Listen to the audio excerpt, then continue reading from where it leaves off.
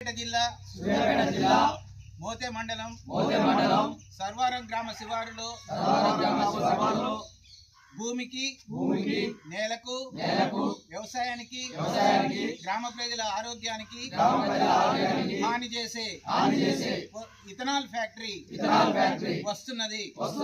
ఈ ఫ్యాక్టరీకి వ్యతిరేకంగా పోరాడాలని సర్వారం రాయిపాడు ఇతర గ్రామాల ప్రజలము ఐక్యంగా నిర్ణయించుకున్నాము.